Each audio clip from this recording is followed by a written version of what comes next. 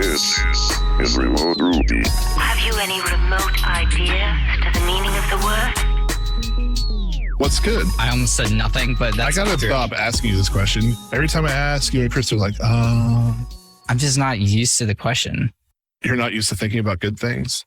No, I'm not used to people asking me how I am. That's fair.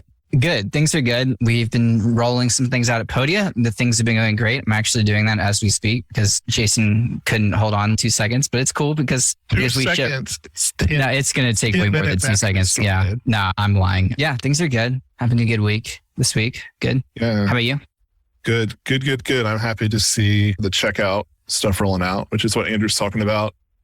We talked about this briefly a while ago, the Stripe stuff, but a checkout update is really exciting for us.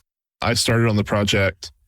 Sebastian, who has joined us before, joined me on the project. Then Andrew joined Podia, and they moved me out of the project because Andrew is just so good at writing checkout code. So. Oh my God, that's a funny joke. It's exciting though. I'm good. I tweeted about this. I started the process of removing Webpacker. Yeah. And I started by unifying some views, deleting some of our unused templates. Today, I haven't merged it yet because I'm scared to merge it. Today, I went through and updated all of our inline SVG pack tags to be inline SVG tags. So what I'm doing is moving all our Webpack served icons and graphics back into the asset pipeline, and also removed any image pack tags. We don't have a ton. We had a couple of them. And so Monday, when I merged this, the only thing left in Webpacker would be style sheets and JavaScript, and then style sheets will be the thing I tackle next. So you don't want to just ship it and then log off for the weekend? I thought about it. Andrea was like, going to merge it. I bet. I'm sure how that conversation went down. Well, I want to so bad, but the change I made this morning was like 900 files changed that I shipped. Right. I also took Slack off my phone. And so that makes me nervous that like dev errors will be on fire and I'll just be. Don't worry, I'll text you. Playing Mario Party. Hey, whoa, hold on. What? Mario Party? Yeah, dude. My kids are hella into Mario games right now. I love Mario Party. I am a Mario Kart god. That's all I have to say. I've been playing Mario Kart since I've played Mario Kart on every single platform that exists. I am very good at Mario Kart. You are so humble about such things like Rocket League and Mario Kart. Yeah. And Battlefield. I am very good at Battlefield. Starting to get good at Grand Theft Auto again. Congrats, dude. Thanks, man. Thank you. Yeah, I've been playing on the Switch. My kids have been destroying Joy-Cons like they're pieces of paper. So I went to buy some used one the other day, and they're still like $35 used. Wow. So, yeah, I've heard they're breakable. Like each Joy-Con is $35, not like a set. So I bought a Pro controller while I was there and said, kids, this is not yours. This one's mine. Yeah. Did you know, I'm sorry, this is going to take 2 seconds. There was a hack incident at Xbox because this 5-year-old kid, like his dad put parental controls on Xbox so that he couldn't play his dad's games. And the kid somehow figured out if you mash spaces into the password and hit enter, it would just let you in. Cool. And so Microsoft credited him as like a security research specialist for finding that. I thought it was kind of fun. Amazing. This will be my last thing. You have a Switch. What other consoles do you have? I don't have a Switch. Oh, you just are really good at Mario Kart, like in your head? No. On God. Okay. Bet. Well, what do you have? I am currently just PlayStation. 4 or 5? 4. Oh, Andrew. Yeah. Well, PlayStation 5s were hard to find. And then I was like, why do I need a PlayStation 5 if they're going to be this expensive and hard to find? And I'd have to like meet someone in an alley to get one. That's how my friend got one. He had to meet someone in an alley. And I'm like, I think I'm done with that part of my life. So done. I'm proud of you. I said that was my last thing, but you have triggered me. When they first came out, followed this Twitter account that was PS5 drops. So like literally one day, I don't remember if it was an incident or we were like deploying code, but I was like screen sharing with the CTO. And I was like, oh, I'm sorry, there's a PS5 drop. And start refreshing GameStop's website and got one. Nice. It's my proudest moment. and Nice. having kids and stuff. But anyway, Oh, yeah. final housekeeping note. Chris is still on vacation, on his mini vacation. That's I have weeks. one final thing. I am starting a new podcast called Oh, yeah. All. Yeah, with Julie, who we both met at RailsConf. And that will probably be out at the end of July, beginning of August. So keep your eyes or ears peeled for that. Oh, my command's done. Run. Syntax. Done. Disconnected. 1 failures in a row. Cool. Perfect. Well, yeah, All right. it's exciting. When it is starting to drop, we'll start linking to it here. Yes, sir. More Ruby podcasts. That's what we talked about at RailsConf was we want more people to have podcasts. Even though like you're trying to apparently take a hold on the market by being on all of them. Yeah. I'm still glad there's more. Well, now that we've wasted everyone's time, let's get to the more interesting part of today. Today we are joined by Adam Cuppy. I will let Adam give a brief introduction right now. So thanks for joining us, Adam. Yeah, thanks for having me. Well, I'm the second ranked Mario Kart god on the planet. Yeah, I do everything on a Switch and actually a PS6, in case you're wondering. It's impressive. So yeah, today I'm really excited to take Andrew head on this one. Oh, I'd love to go head on. Yeah, let's just get going now. What do you say? Let's do it. Oh, finally, I can finally do a can match Andrew. Yeah. I could be at a GameStop in 10 minutes, man. Bet. Yeah, the only thing you have a head ups on me and Jason is hairline. Other than Hey. that, winning. Hey, I'll take that. Anyway, I'm fine. So I'm the co-founder of Zeal, which is an agency that's here in the United States, but I've also spent a lot of time as an actor and as a triathlete, but really active in the Ruby community as a whole. I think that just being an ambassador for folks that are coming through the industry is super, super important. And in fact, that's kind of how I met Jason. I think it was one of your first conferences you attended, I think. Yeah, it was RubyConf 2016. It was my first RubyConf. Yeah, and you were a shy guy in the corner, but dude, a sweetheart, man. Like, it was great meeting you, man. Yeah, so ever since, I put a lot of focus into really just being an enthusiastic ambassador to folks coming into the industry. I think it's just incredibly important. So that's why I'm here. I find you not only like a warm personality, but also a fantastic, like engaging speaker. I think the talk at RubyConf 2015 is when it was What If Shakespeare Wrote Ruby? And it was just a different style of talk and it was fun. And I feel like every talk I've seen of yours since then is like that. So I am grateful to know you and also grateful for you joining us today. Well, I'm a little blown away that talk got accepted. It was kind of a Hail Mary of sorts. A lot of conference talks, especially at conferences, tend to be very language specific. And I always had this idea because I spent a lot of time studying Shakespeare and classical text. I was like, you know what? There's something in this. I don't know what it is.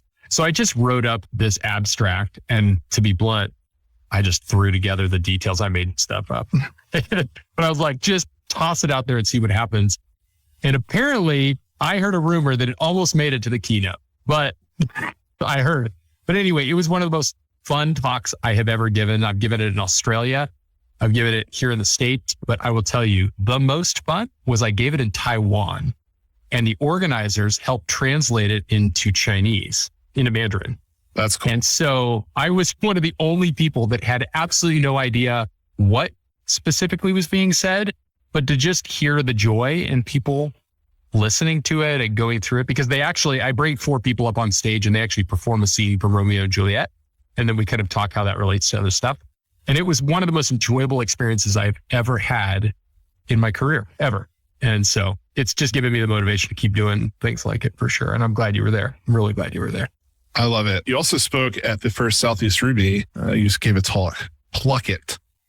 That was in Nashville. That was the first Southeast Ruby. I had no idea what I was doing. So also thanks for taking a chance and coming to speak there. It's fun. Today, we kind of want to talk about really how to train and keep Ruby alive, things like that. Just lighthearted topics. But before we dig into that, maybe if you could give us a background on how you got into programming. You mentioned like you've done acting, stuff like that. Maybe it's just kind of your journey to today. Yeah, certainly. So I went to college and have a degree in theater performance. I took one single technical class and it wasn't awesome. It was all HTML. And looking back, there's this one guy who his project, capstone project, was this ridiculous Flash website. I mean, ridiculous. And all of us, we had just been learning HTML. Like most of us were doing like basic tables. And this guy had an appallingly amazing Flash website. We were all blown away. Come to find out, the dude bought a template online and sold it off as his project. But anyway, to each their own. But that was it. I always had some level of aptitude with computers. I can never stake the claim that I've been programming since I was 3.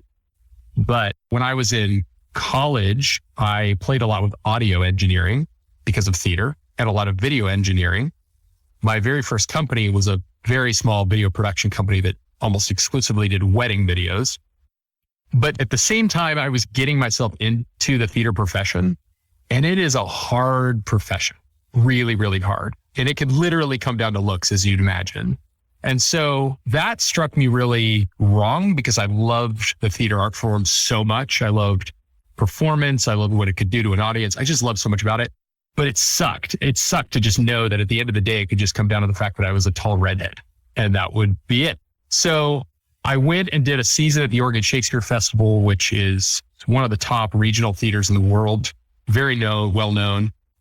And I was talking to this actor who was, I think, in his early 40s, and he had made a career out of it. And I remember asking him, what's it like in this profession? Like, what's it like? And he goes, well, every 3 months you look for a new job. And that was all it took. I was like, nope, done. I mean, I love the art form, but this is not the profession for me. So I knew that if I wanted to keep doing theater the way I wanted to do it, I was going to have another career path.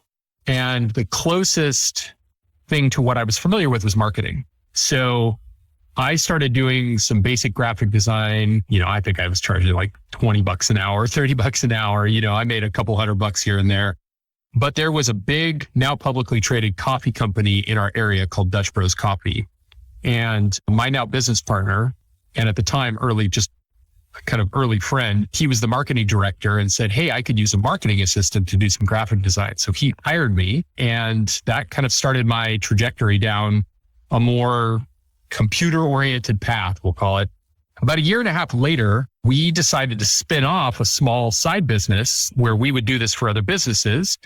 And in the process, we started to get more and more requests to do website design, which evolved into web applications because, as many of us know, a lot of people don't actually know the difference between the two. Really, it's one day you add a form, and then the next day somebody has a login, and now you have a web app, basically. And so we realized one day that it was like 80% of our revenue was based on web application development in PHP. And then we watched the 15-minute blog that DHH had done and took us down the Ruby on Rails path. And then it was just, we formed a new company with another individual that had spent some time in the startup world. And we started Zeal in 2013. And ever since then, it's been fake it till you make it, to be blunt. We've learned some things, but I'll tell you what, falling flat on your face a handful of times and making commitments with absolutely no idea how you're going to satisfy them is how I made it through this world and became really, really accustomed to it. And I would say, because I would get the question a lot, did you ever put your theater degree to use? This is where I put it to use, was I could convey confidence even when on the inside I was freaked out of my mind. Making commitments, I'm like, I have no clue how we'll pull this off, but it worked for me. And so we got to this point and built a really strong agency on the basis of that same sort of methodology. But it really got me thinking about how precarious this industry actually is for people who don't have that same skill set like I might. It's a hard thing. And in the acting world, you have auditions, and auditions are ruthless and painful. And you have to have a tenacity and a kind of almost sociopathic quality to make it through. Well, in a lot of ways, the same thing applies here. So that's where I came from and how I got here. It's a cool journey. I'm interested to hear where some of your actually learning Rails came from. Was it kind of on the job experience, like you're promising to do things and then going to learn how to do it? And what kind of resources do you use for learning Ruby and Rails? 100%. Yeah. I sold a web app for $48,000 without having ever built a Rails app. So that's exactly what happened. Sorry, unnamed company. You were the arbiter of my learning. And there's probably some code you've since deleted, I hope. Yeah. So what my journey was, I had built in the process of learning PHP, I had kind of ad hoc together this framework that looked very similar to Rails without knowing it. And my now business partner had said, have you checked out this Ruby on Rails thing? And so I watched the Build a Blog in 15 Minutes video that David had done, and I was straight blown away. So the very first project I had done was I rewrote a game. It was like a form-based game for Dutch Bros Coffee. It was like a football pick'em game in Rails. And it was a disaster. The thing launched and literally didn't work. And there was like 10,000 players that came to the site on day one. And I had accidentally included the .json format response as the default response. So people would go to set in their picks, and when they would hit submit, they would just get JSON garbly-gook back, like just BS. And they had no clue what they were looking at. I couldn't interpret it. I was like on the fly, bringing the site down, putting it back up. Like it was crazy. And also we weren't using Heroku, so everything was FTP files. So I would FTP files changes up there and hope it didn't just totally crash. So actually that was the lie early on. That was the first Rails site that I had ever put into the world. And of course that gave me all the confidence necessary to go sell the hell out of a new thing. So that's what I did. So yeah, so there was a client, we had newly formed the company. There was a client that was like, we want to replace an app that we spend $500,000 a year in licensing. We want to replace this thing. I was like, we can do it. So I sat down and I still have it. I still have the handwritten estimates. I put down user authentication, 2 hours. Now this is before we used Devise. I literally was like 2 hours we build user authentication. And I was like full text search, 5 hours. Like it was crazy. And I estimated the whole thing, and then I tripled the estimate and it came out to $48,000. So I wrote up a contract by ad hocing together crap off of Stack Overflow, templates. You could go online and you'd buy like a service agreement template and you could pay for the whole thing. Or if you knew, you could right click and copy and paste chunks. So I copied chunks off of the demo example sample display. Yeah. I did that. And then I put this 10-page service agreement together. And I have to give massive credit to the chairman and COO because I know that he saw right through all of it, but there's something about the willingness still to just go for it that resonated for him. Because I'll never forget his response after I said this contract to him. He sent it back and he was like, so I'm not sure this will work, but I'll tell you what, how about I have our attorney draft it up for you? And he paid to have his attorney draft our service agreement for him. Sent it back. I was like, yeah, I think this will work. And signed off on it. And I'll never forget getting the first payment, $7,500 check. My business partner literally is like, sends me a text. He's like, you have got to get on a Skype call because that's what we use. Skype call right now. Jumped on Skype and he's like, you'll never believe what I have in my hand. He lifts up this check and it was like, oh my gosh, we've made it. That project was a financial disaster. It was a disaster. We launched this app and the same chairman, he was like, so I'm a little worried that we're not going to get to the finish line. So I'll tell you what we're going to do. From this point forward, we're going to pay you $100 an hour and we'll just keep working on it until we get there. And it was because of his willingness to meet us in the middle, I guess we'll say, or really just help us out, is what gave me all my learning into Rails. And I came to appreciate all of the plugins, how the deployment process, getting things running. And I really found that Rails, and specifically Ruby, was a language that met on its most fundamental promise, which was developer happiness. It made it possible. And the combination of the two is where all the magic came from for me. And the magic I'm referring to is mostly the feeling of belief. Holy cradola, I can do this. We're a team of two, really just one, because he was a designer, my partner was a designer, and I could put together an application that this company will replace $500,000 in just licensing alone on. I can do that. And I'm not some magical programmer at all. I'm new to this game too, but we pulled it off. And I think in total, they probably spent somewhere in the, $200,000, $250,000 range, but they rebuilt their entire life. They like tripled, quadrupled the size of their company off of this tool. It was very successful for them. And I'd love to take some of the credit, but let's just get real. I think honestly, Ruby and Rails is what made it possible for them. And yeah, and ever since then, I've just had a love for it. And I think there's probably a deep appreciation that just comes down to just appreciating those early times when I could feel effective. I didn't feel stupid all the time. I felt like there were others, people I had names for and many others that I didn't, that made it possible for me to feel like I had value in an area that I'd not spent my whole life doing. And to me, that was fantastic and very, very impactful. The feeling of belief is spot on.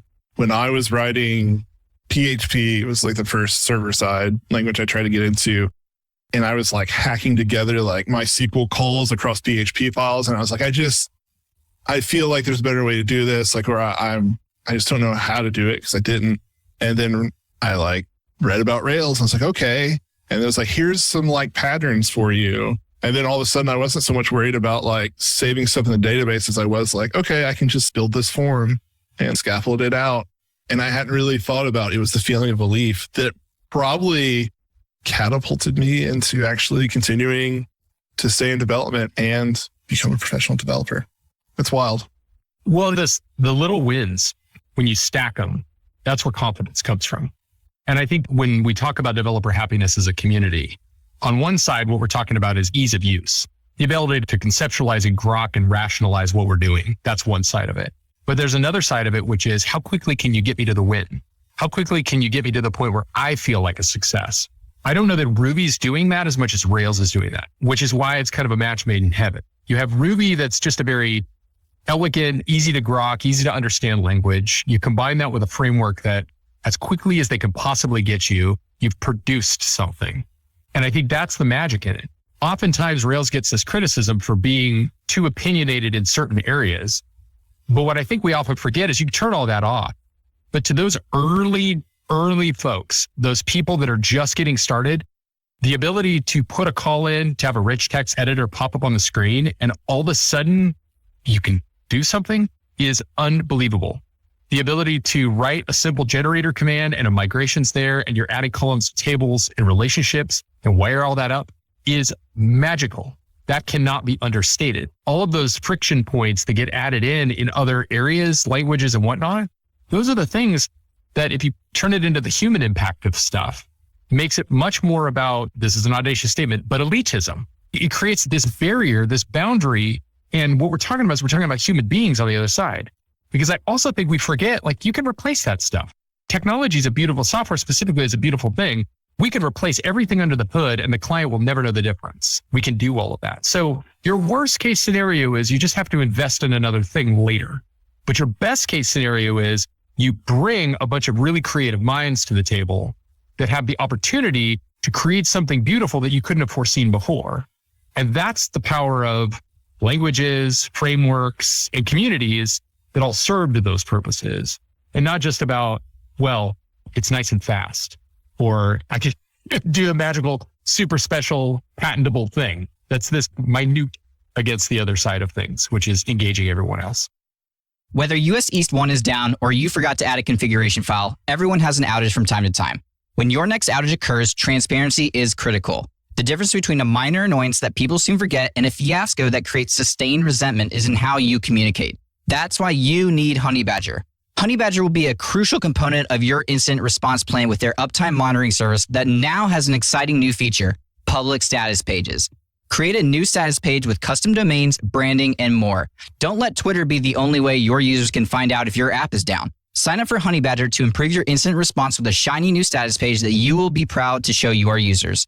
Visit honeybadger.io and start giving your users a better experience today and let them know Remote Ruby sent you. Thanks to Honeybadger for their continued support of Remote Ruby.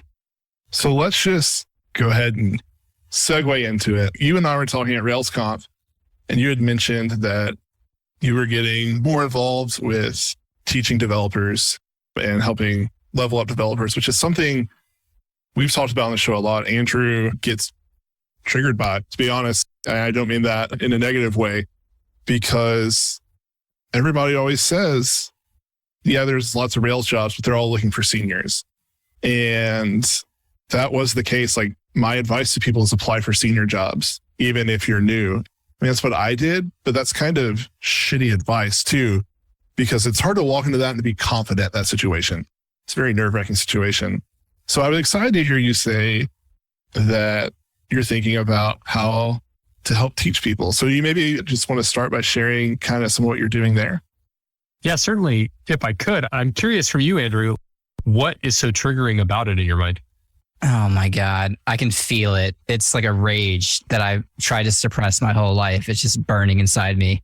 What's triggering about it is that, number one, not all these companies need seniors. What I feel like is that these companies put themselves into a hole and they're not planning for the future. They're not thinking about, oh, we're going to need more engineers. So maybe we should bring in some junior developers so we can teach them how that we write Rails and so that they can be really versed on how the way we do things. And they don't put in seniors in place who are willing to mentor or interested in teaching. And they do all these things. So now all of a sudden their engineers leave and they're like, crap, we need seniors now. And that's just it. And it's just a lack of foresight. It's a lack of planning. And to me, it's also a major lack of advocacy from the senior developers in the company, who I believe should be the ones that are like, hey, why do we need to hire a full-on senior for this? Would a mid-level developer work here? Would this? And why are they advocating for bringing juniors into the company? And why every time they're like, oh, the company's like, oh, we need to hire a senior, they're like, they just go along with it and they don't say anything about, well, maybe we don't need a senior here. Maybe we just need another pair of hands and we could bring in a junior and teach them and whatever. And it's just, I don't know, there's so many things that kind of go into it. And to me, it's like leading to this situation where we have so many people who want to write Rails can't and are being told they shouldn't and being told they're not to because the job market for Ruby on Rails is only for seniors, which isn't true, but it's really hard to find junior Ruby on Rails jobs. I've helped like several people over the years try to do that. And it's hard because the first thing they're like, oh, you don't have experience. And so I've tried to engineer ways to get around that. But it's just, if the seniors at these companies would start advocating for not only juniors, but for their longevity as well.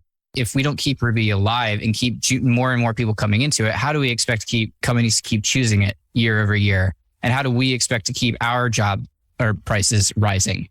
So it's just like a multi-pronged thing that really gets me going. And that's not even a portion of it. But yeah, that's kind of where I sit on it. So early on, we started interviewing CTOs from companies that were actively growing. And each and every one of them was saying exactly what you did about we're only hiring senior positions. And what we found curious about it was when we sat down with these CTOs, as we were sort of market testing this idea of focusing in on mid-level folks and down, we asked them, can you define senior? And for starters, there was no consistent definition. There were traits and there was kind of a rhyme between them, but there was nothing that was consistent. If we asked the same question about what defined junior, similarly, there was not a clear definition of what junior looked like, but there were certain traits that tend to sound the same over time. Mid-level was entirely ambiguous. It was no one had a definition. More often than not, those that were defining junior over here were defining mid-level. There was this empty zone, this chunk in the middle. So the consistent thing was this, that senior positions or senior roles tended to sound like those that could take abstract ideas and break them down into concrete chunks. That was a consistent trend. They didn't necessarily have all the answers, but they knew where to find them. They had some sort of process on how to get there. On the other end, when you looked at junior folk, the definition that these same individuals had was individuals that needed concrete. They needed concrete steps. They needed concrete features. And the expectation of them was basically to do it by rote. So if you kind of look at these two ends of the pendulum, they kind of have this really ambiguous place in the middle where they cross, where an individual gets just enough experience to start to understand how to take something abstract and break it down, but they're not experienced enough to really be trusted to do that. And similarly there's this threshold where those same people are starting to gain more responsibility, and the expectation over time is that, well, now you can start to define those stories yourself, not just have them defined for you. And we realize that this is that threshold. The consistent thing of mid-level was process. When they had a process, when they had a habit, a routine, a system that they would funnel their thinking through, it was more probable that they would make the migration over to senior. Well, the question then becomes, who defines that process? Who defines that way of thinking? And how do you get there? And the answer was consistently the senior folks because they're the ones that are currently doing it. But the problem is they're undervaluing the folks over here that are really good at doing it by rote. And as a result of that, you end up with a self-fulfilling prophecy of only senior people. The thing that we discovered that most companies are looking for when they say we're only hiring senior people is a feeling of certainty. That's it. They just want to feel like they're not taking risks. And as a result of that, relatedly, is they feel like they're taking risks with the junior folks. But any of us who have ever been junior know that we are some of the hardest, most determined people because we know what's at stake. We know that there's a risk to the organization we're working for. And selfishly, we kind of know that we have a risk of our own job too, right? So we want to invest our time and energy into getting it right. So the software residency, which is a program targeting specifically to the people stuck in the middle, these folks that need to cross the chasm and start to make more of a headway and have more of a path to senior, what we realized is that those individuals needed one thing more than anything else, and it was mentorship. If all they had was a senior person, they didn't even have to be super senior. They could have been newly minted senior, just a fraction away from where they're at today. The level of growth that they had was exponential. Our hypothesis was 12-ish months. We thought that in 12 months, we could take somebody that was junior mid-level and get them flirting with mid-level senior. We thought that. In 6 months, they were rivaling the senior team members in those companies. And it simply came back to they gained mentorship.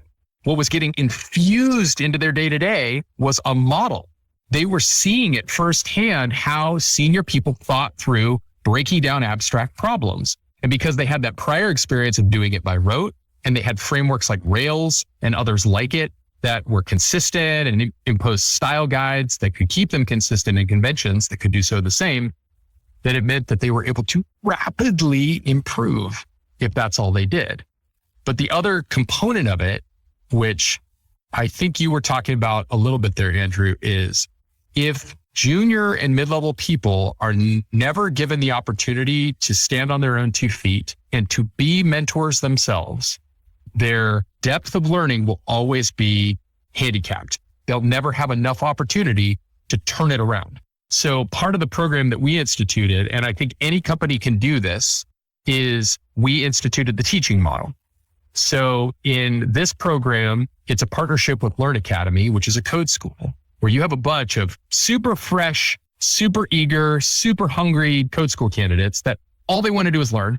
And you take a resident and you take what they've just been learning in their job and you turn it around and have them present, have them guide, lead, and mentor these folks that are very, very new. Again, it starts to cement that knowledge into their head in ways that they otherwise can't get. And what so many companies, the mistake that a lot of companies make when they start to introduce junior people into their team is they never have that opportunity for them. They never give them a chance to explore what it's like to teach, to explore what it's like to help people that are even less experienced than they are. So for companies that don't have a classroom they can put them in, the answer is take interns. Take 4 weeks of interns. It's 4 weeks. It goes insanely fast. Take interns. It costs almost nothing. Learn Academy, as an example, has an internship program. It doesn't cost a company anything but time. But what it can do for other junior, mid-level, and even senior people is it can help cement knowledge in ways that they otherwise can't exercise.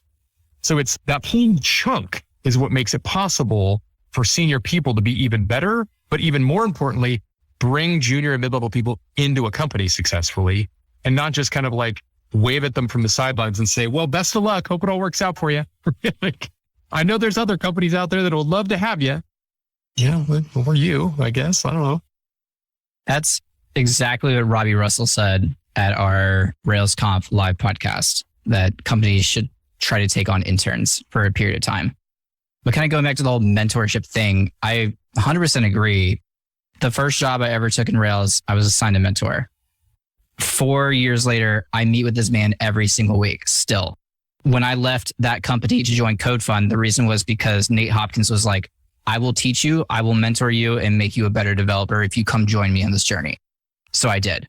And he was true to his word. And now I mentor other developers. Even though I don't feel like I'm good enough to do it, it's very interesting because if you mentor, you start to see they're not as much asking questions about how do I write this code? It's more like, how do I think? How do I communicate? How do I operate in this setting? How do I maximize my productivity? How do I get myself unstuck? And all the sorts of things, and just kind of like how to think about problems. And so, yeah, I think mentorship is huge. And that's kind of where I go, where I'm like, the senior developers in a company aren't advocating for bringing in juniors, because those are the people you need to mentor. And if you haven't hired seniors who are interested in mentoring, willing to mentor, able to mentor, then you're kind of in a weird position where you're always going to be having to bring in, new top tier talent, because you're not even building a base to bring up anyone. When I would venture to say, and I'm curious for you, Jason, because Andrew, you just talked about your own mentorship. I did too. I'll bet $100 Jason had a mentor also. I had multiple. When I first got into learning programming, I didn't have one. I learned, what was Railscast. There was, I think they're actually called Code School in Florida, that had the Rails for Zombies, stuff like that. Then I got my first job as a WordPress programmer, was there 6 months, got an offer for a Rails job actually here in Memphis, which is very rare. There are like 2 companies that write Rails or write Ruby, but there I spent 4 years under 2 people who cemented a lot of the skills that I try to like pass on today. Skills about the database, SQL, just about thinking about solving problems. Because the problem I had, like Andrew was talking about thinking, I still have this problem, but like I think about things too complex. They taught me how to simplify things. And yeah, I still attribute most of my learnings to Will and Marilla at Lens Reynolds. Yeah, mentorship's interesting because, you can have direct mentors, ones that know you, and you can have indirect ones. And heck, you can have mentors that are even dead. I mean, like stoicism as an entire practice is built around mentorship from people who've been dead for many hundreds of years, if not thousands. And this is very true, but there's almost nothing that replaces the one-on-one mentorship. And the way often we'll think about it is this industry is one large landscape. And code schools specifically, or boot camps, they don't go into real depth in any area of the landscape. Really, their responsibility is to help you understand the landscape. What's the scope of it, the scale of it, things of that nature. But then you're going to figure out that there's an area of passion, or your job requirement is going to drive you down a very more narrow scope of skills or abilities. And that's when nuance starts to pop up. And so when you look at the companies that you're working for or working with, that's where mentorship becomes critical. And one area that a company can start to adopt where mentorship is almost baked into the practice is pair programming. You kind of can't pair program without a form of mentorship going on, even when the pair is 2 people of very similar experience levels. Invariably, at any given moment in time, one of the 2 is going to pop up with an idea that comes from prior experience, whether it's a totally different profession or the one they're in today. It's going to happen. And so that one-on-one mentorship component of it is so critical. The other thing we realized is, as of late, senior pay and compensation is off the charts. And so there's a lot of conversation for us as agency owners and as business owners about how do we keep up with that? Because to be frank, there's a point at which it doesn't work anymore. And we start to lose good people to other companies, and great for them, but it's hard on the business. Well, what we discovered is that one way to help at least mitigate some of that is for senior folks is give them people to work with, to mentor, because that sense of value, that level of compensation of feeling like I'm helping somebody else rise to their potential is almost immeasurable. And as long as I'm getting well compensated monetarily, that kind of topper on the cake, the sense of self-worth that I gain as a mentor and as a senior developer mentoring others is humongous. So if nothing else, if you don't want to do it for the sake of benevolence to junior people, do it for the sake of retention, because it works. It totally works. You're absolutely right. Pair programming was a big shift for us at Podia in the last couple of years. We started pair programming right before 2020. Like, we've always been remote, but something, like I've talked about this a lot, something about pairing with someone for 7 or 8 hours a day when you're isolated at home was a saving grace for me of that whole thing. But I've learned a lot from people, obviously more experienced than me and obviously smarter. That's everyone. But I've also learned from people a lot from people less experienced than me, just even the way they think about problems or even questioning why we do something. Like, why do you do it this way? Well, I don't know. That's a fantastic question. I have no answer. And it also, those kind of moments also help teach me because I have to explore and learn why certain things are that way. It's a very rewarding experience. Jason and I paired today, not for long, but even that small amount, I feel this a lot as someone who is largely isolated. I gain so much joy from programming, not only just from that human interaction, but I tend to have fun doing it. I feel way more accomplished. I can do way more with someone else than I can by myself. And so every time I get off this pair call, whether it's with Jason, whether it's with Andrea, whether it's with anyone at Podia, I feel good. I feel better about the day. I'm happier. And I feel like we've accomplished it. And I learn a ton from people who know less than me. And I learn a ton from people who know more than me. Like today, I needed to do something in SQL. And I was like, I could maybe figure this out in like an hour or so. I was like, or I can see if Jason has a few minutes. He did. And 10 minutes later, he had taught me exactly what I need to know. Now I know that going forward, and I can do that on my own now. Now I can teach that to someone else. And I'll take this to like a meta level, I guess. I'm able to share those skills because somebody taught me those skills of SQL at my last job. And so, yeah, it's also like this chain reaction now.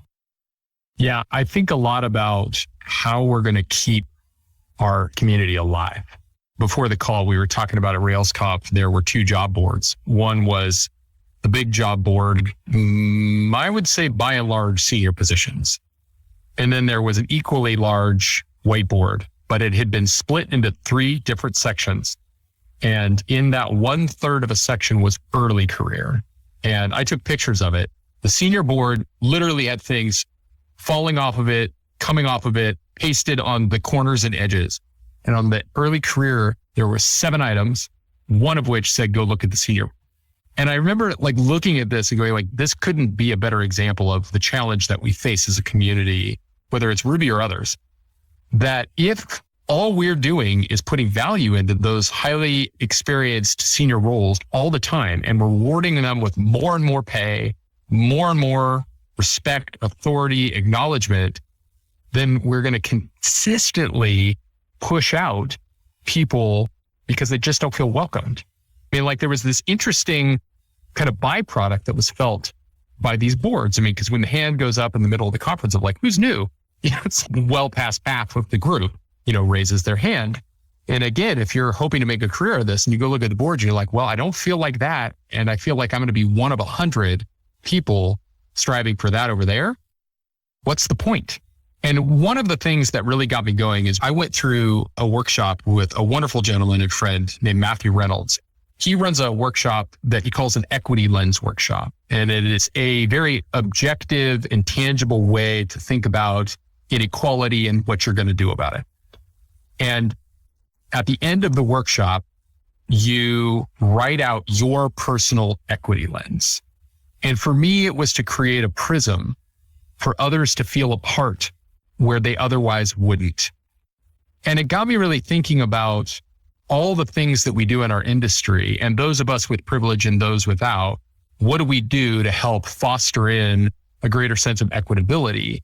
And you can look at racial inequalities, but you can also look at experience inequalities. And unsurprisingly, the two tend to go hand in hand. And in the case of junior, mid-level, and senior positions, senior generally is still rather homogenous. It's changing, which is good, but by no means at the rate in which junior position or junior developers are, or even mid-level developers. So if you look at it from that standpoint, Andrew, you said a minute ago about feeling unstuck. Imagine being on a crossroads where already you feel like the world is kind of against you in a lot of ways, where you're already starting to feel the pressure of inequality. And then you hit this point where I've reached a fork in the road and I feel like I've learned enough to have a profession, but maybe I'm not smart enough to get past where I'm at. I just straight feel stuck. I feel stuck in the middle. What do I do now? And if you're one of us that finds a way through, great. But if you're others that kind of have a lot of other factors working against you psychologically and otherwise, then it's really easy to say, then I guess I got to go do something different. And how sad is that? So for all of us companies out there that are trying to create a more equitable space, racially equitable, socioeconomically equitable, you name it, one of the best places to start is find, force, and coerce as much as possible a way to introduce junior and mid-level people into your company. Because just by doing that, your application pool of underrepresented people expands exponentially, like it does just by product of that. But not to mention, you can actually start to hit those DEI goals that you might have shot for in the first place. And to me, that is where the magic all lies. You mean to tell me that all we have to do is create a better, more welcoming environment for folks like this to enter in? That all we have to do is have a good method to support them, mentor them, give them a path forward to senior, stick with them all the way to senior, and then they're going to be the ambassadors to the next round that come in? That is a beautiful way to, again, be an equitable, rich company in all forms, and not just one that has to fight for people, a homogenous pool in the middle that has already got plenty of opportunity. Adding on to that, it's also concerning about the future of this community if we don't do that. Because not only would it be amazing to start to give people real opportunities, but on the other hand, if we don't, people are going to stop learning Rails. They've already stopped learning Rails. And when there's no one left to hire, companies will then say, well, Ruby and Rails aren't a good choice for us. This won't be true. Like Ruby and Rails will always be around. It won't be true for everyone. But you already see it, like boot camps who started by teaching Ruby and Rails, now switching to Node. And I can't fault them because like I tell people, I want to tell you to learn Rails, but as much as it pains me and frankly pisses me off, you got to learn probably something else if you want a better shot at getting a job.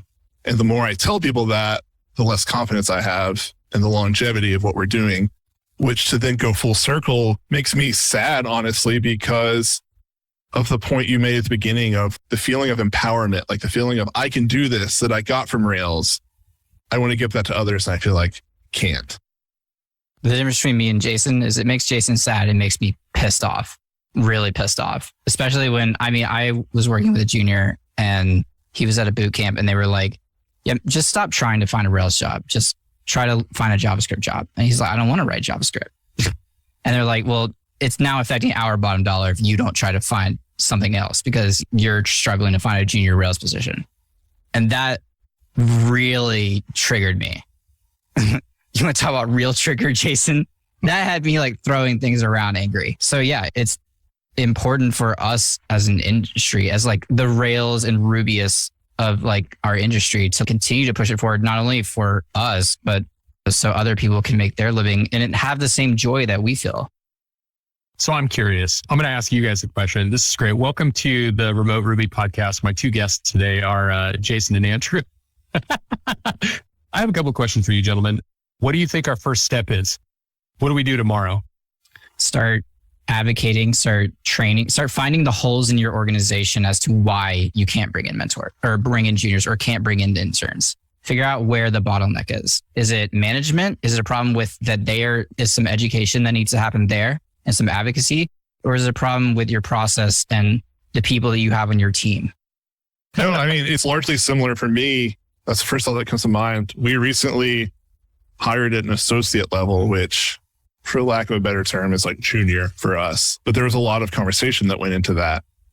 And even now, I want us to set ourselves up to do it again. So it feels like it is a bit on us to keep the conversation going about how is this working out? What can we improve on? That is largely the same sentiment I share. And I would also say you can just find someone on the internet who is a junior. And if your personalities mesh, start trying to help them. Help them with small, it doesn't have to be programming. Help them with their resume. One of the first things I now ask is like, hey, can I see your resume? Because I hired before. I am decently good at writing resumes. And sometimes I'm like, oh, maybe this is why. Like some of these resumes that I see. And it's not their fault, right? They just don't know. But you need someone who does know to tell you that. So find people and try to help them and try to spread the message of helping people so that other people can feel inspired to do the same. Literally right before this call, I was helping somebody with a cover letter and realizing exactly what you said, Andrew, that it's just things they don't know. They haven't had the opportunity. We have this basically a pairing session where there's mentorship and saying like, hey, I've been there. Let me tell you what I saw. It may or may not be right. It doesn't mean that there's no guarantees here, but at the very least, here's some thoughts from the other side that might help you out a little bit. I know that when we've approached companies about bringing on junior people, one of the first hesitations is it's going to bring down my senior team, productivity wise. And in certain ways, there's something true about some of that. It's not patently true, but there's certain aspects of it. And it really just comes down to time spent. If you have somebody that's in a mentorship role where they're not actively solving a programming or feature problem and they're spending time mentoring, well, just time spent goes there. But the long tail of it is very different. The long tail is an investment that's going to pay out later on. But to that extent, where it feels like it's going to be a lost investment, where I'm going to take a senior person, I'm going to dedicate them into junior when they could be highly productive over here. Now, what do I do about that? This is where I think it becomes critical that the engineering management team does a really good job at not tracking the numbers and tracking the feeling of impact that your senior team now has. So at Zeal, we track morale. And it's an abstract number set. You can't say objectively that my version of a 5 is Jason's version of a 5. But in a general sense, you can. And if what we're tracking is the feeling, then that feeling can drive us forward. That feeling is what can give us motivation. That feeling is what can give us belief. That feeling can give us back to motivation to be more efficient, build a better product, keep us from resting on our laurels. That feeling can be very powerful. And culturally, it can be immeasurable. That feeling of connectedness, like we're into something more than our product. I mean, here's the thing, and I hate to tell you, but most of us aren't as in love with the product our company does as the people in the company we work with. So if you put all of our attention, managers out there, on the new fancy feature that we should be excited about, why don't you forget about that part and have us get even more excited about the new people that just came on board? How about you give us their bios and celebrate when that happens instead of when a sprint gets done? Why don't we celebrate that stuff instead? Have parties when people are moving on to the next iteration of their career. Let's have a party about that. Forget your sprint party, whatever. Let's party that thing. Let's celebrate when somebody goes and speaks at a conference or a meetup. Let's get into the habit as a company of like sending cards again, handwritten notes. Why don't we get into that habit? Because it's easy to do the other stuff. But this hard part, this part where we're reminded that we're humans together, living life together, spending time together, helping each other. That's the thing that gives us a sense of contribution that's far greater than any line of code we're ever going to write. I guarantee you that the core teams of Ruby and the core teams of Rails don't just do it because it's technically challenging. I guarantee you that a vast majority of them invest their time, energy, and in a lot of ways money because of the people they get to work with, the kudos that they get, the time they get when they go to a conference and they get high fives and hugs and words of encouragement and appreciation. That's why they do it. Eileen Uchitel all but says exactly that. It's a labor of love. And that's the love that they get back from it is the feeling of community. So do it in your company. Celebrate that stuff. Then you're going to make some waves. I will say Podia is really good about this, which has been surprising to me as someone who's not been on a team like that before, of celebrating people. And like every time someone new is brought on board, there's a massive email thread, everyone welcoming them with all like some information about them. And like people's birthdays, everyone's chatting. A manager's like, hey, it's so-and-so's birthday. And we're all like, happy birthday. And celebrating those like people things and like being excited for each other and rooting for each other as we like make accomplishments outside of work. It feels different. It feels very different. Feels human. It does. It feels like you're actually part of a team instead of people just working on a product together. I was going to ask, what else can we do? Well, I think internships are a big one. I think more companies need to offer internships. It's pretty low hanging fruit. Internships can be tough. And this is actually one of the things that I'm putting a lot of energy into personally over the coming years is bettering the internship process so that companies feel like they can take on interns more readily, more easily, and they have a framework for that that's successful. But for all the reasons we talked about, I think interns are incredibly powerful. By and large, it doesn't cost a company anything but time. So that means that the entry point on it's pretty low. Internships don't have to be long. In fact, Learn Academy, which is a code school based out of San Diego, their internships only 4 weeks, which is a little short, but 4 weeks is 4 weeks. And it gives some level of job experience that they might not otherwise have.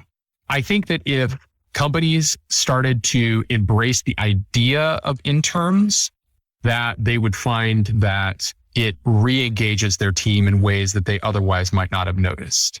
in the beginning, what I've observed is that bringing on new interns in the early days can be a little clunky for companies. It can be kind of off-putting in certain ways, but trust me when I say just stick to 2 rounds. Just stick to round 1, might feel a little clunky. Go into round 2, ad hoc or through another organization, and you're going to start to really see whether or not it's the right fit. You don't need to take 10, take 2. I wouldn't take 1, take 2, because then the 2 can lean on one another. This is really important. So pair them up. Actually, even going a step further, even if your company doesn't pair your interns up. So that, again, they can lean on one another and just see where that goes. So I think if we did more internships, that would make a huge, huge difference. All right, Jason, when are we bringing on our interns? Well, I have a 1-to-1 with CTO one day, so I'll tell him to prepare to talk to you. All right, cool. Yeah. Give him my number. Perfect. I'm really grateful that we talk about this, and I'm really grateful for all the work you're doing and the thoughts you're sharing, Adam. I've never even considered earlier, you mentioned that a lot of the breakdown in like what's defines junior, mid, and senior is like process. That was pretty eye-opening. So I'm grateful for you sharing this kind of stuff. And it's stuff that I want to take and not just chew on and process, do nothing with. If I care about it, it makes me sad. I want to be someone who actually gets off his ass and does something to change it. So thank you for sharing that with us today. And before we wrap, is there anything else you want to chat about or any places on the interwebs people can find you? Well, I do want to say that upcoming, speaking of podcasts, so we are in the process of producing a podcast ourselves called Stuck in the Middle, which is about this exact stuff. The format of it, I am very excited by. I'm the host, and my co-host is always somebody that comes from a lesser experienced state. So maybe they themselves are an intern or their first year or 2 at most in the career path. And then we find individuals that are working to solve the problem for these people. So maybe they started a code school, or Chris is an example. Hope to have him on the podcast soon, maybe you both, where their focus is we want to help people get unstuck.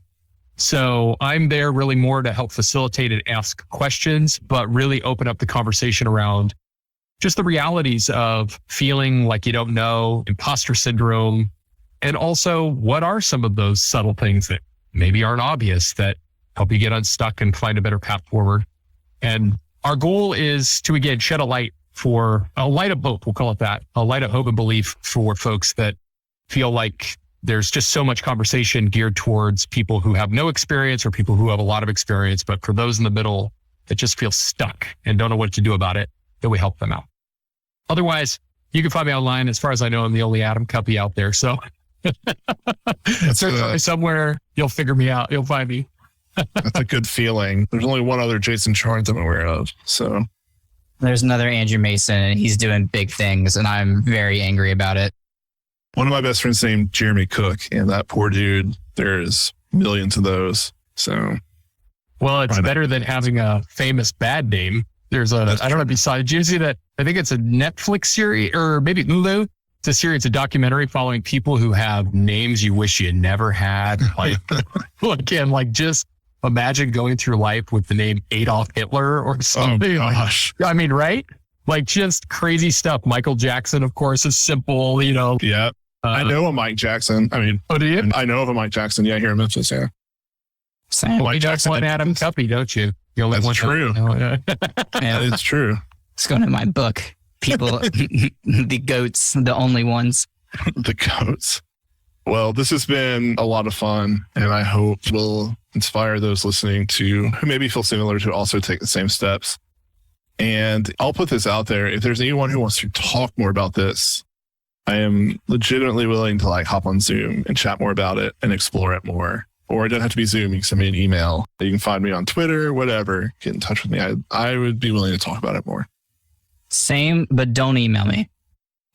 Well, never mind. I was going to say, like, I've seen you in email a little more, but I also paired with you today and saw you had 170 unread Basecamp notifications. And you didn't have to do me like that, Jason. bruh, I took a screenshot of it and I deleted it. So this was my trade-off here.